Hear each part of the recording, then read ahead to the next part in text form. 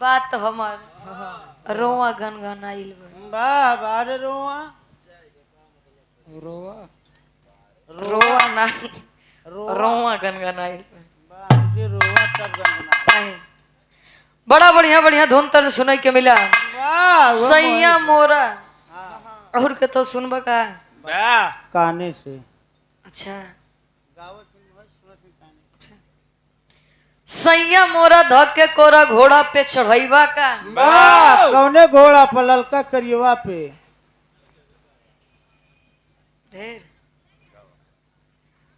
एके रात में चांद के पार ले जाइबा का। वाह भरोसा कर लो तुम ले जाऊंगा।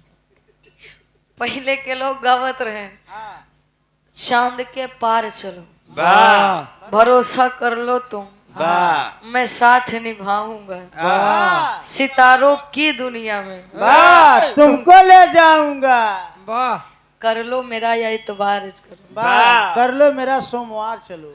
और का इतवार हाँ सोमवार कर सावन गए हाँ अब जितना सोमवार हो करान हो गए होई में वाह आज के गवैया गावत हैं सीधे भैया वाह दर्दिया बा कमरिया में हाँ हरदिया पीस के हाँ छापा बोलो वाह वाह यही बड़े बलम होबो करती। और का करिए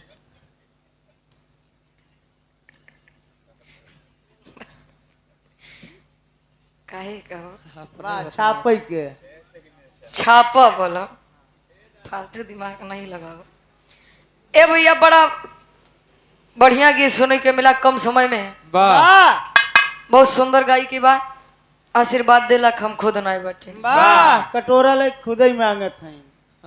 अच्छा कटोरा लेके आशीर्वाद को तो मिलत हो अगर मिलत हो तो आशीर्वाद ले बदे तू कटोरा लेके चालू कर ए भैया वाह माई भगवती करें कि आपके गायकी में चार चांद लगे वाह सुल्तानपुर के नाम रोशन करें वाह सुल्तानपुर से लटका रहे। यूपी 44 कहो अखिलेश चाचा हाँ अरे तू तो बोल दे कम से कम आई राजू बोलता कहन वाह। मोहे से अब यूरिया दिमाग कहे। का तो दूसरे जगह पर अच्छा